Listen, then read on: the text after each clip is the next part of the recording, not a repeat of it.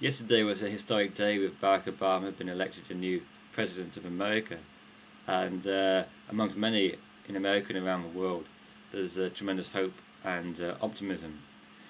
But unfortunately he inherits an economy which would be difficult to be worse situation. It's one of the worst financial crises for 100 years. Unemployment is rising, house prices are still falling, and economic growth is declining. Even the great American consumer is starting to spend less. For the past 2 decades, the American economy has really been pushed forward by consumer spending, and this is reflected in the statistics which show the savings rate in America fall to a very low level, quite close to 1%.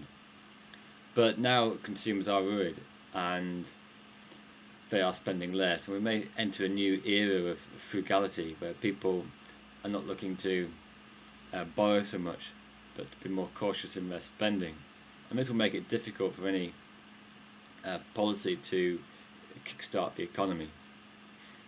And as we were saying, very similar situation in the UK, with the UK also in recession. Today I want to briefly mention about different policies available to try to deal with a recession. The first is monetary policy, and in a recession central banks will be encouraged to cut interest rates.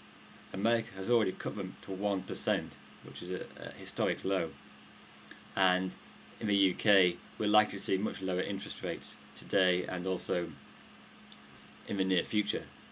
Lower interest rates make it cheaper to borrow, they reduce the incentive to save, and therefore in theory increase consumer spending and investment. Lower interest rates also help people like me with a mortgage, because our mortgage payments are hopefully going to be lower, and this leads to higher disposable income. So in theory interest rates can increase consumer spending, aggregate demand, and help the economy to grow. However, there are some limitations, and unfortunately a loosening of monetary policy may not always work. Firstly, banks are saying they may not pass the interest rate cuts on to consumers.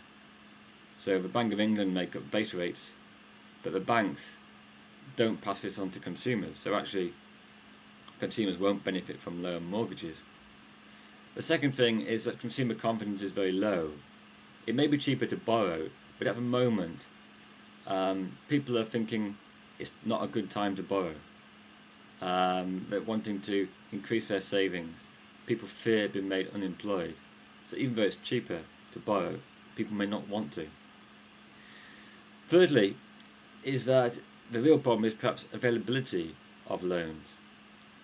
People may want to get a mortgage because interest rates are low, but banks may not be willing to lend it. So again, the lower interest rates may not have much impact, at least in the short term. So the final thing is that there will definitely be a time lag.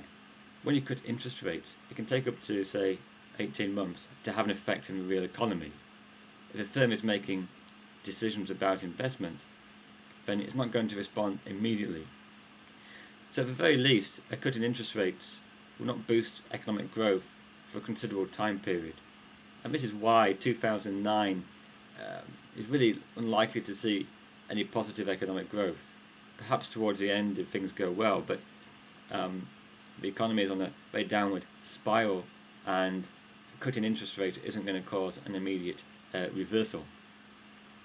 Just very briefly, the alternative to monetary policy is fiscal policy. This can involve higher government spending or tax cuts. Tax cuts may not be very effective because, again, people may want to save it. They may not go out and spend it. If the government did cut taxes, it should cut taxes for people on low incomes, because people on low incomes are far more likely to go out and spend that increased income. If you cut tax for the rich, they don't really spend very much of it. Increasing government spending on public works schemes like building roads and building new hospitals is a classic Keynesian response, and it's argued that this government injection of cash should boost aggregate demand and hopefully create a multiplier effect which leads to higher growth.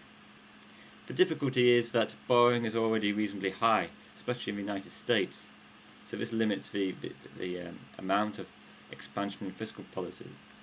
And of course there's no guarantee that even higher government spending will turn the economy around, simply because there's so many factors pulling the economy down. Even if government spending increases by 10-20 billion, falling house prices, low confidence, global recession, all these factors may outweigh the higher government spending. So this doesn't mean the government should do nothing. What it means is that we can't expect too much. The government can try expansion of fiscal policy, hopefully interest rates will be cut, and this may shorten the recession. It may make the recession less deep, but we can't expect an immediate turnaround.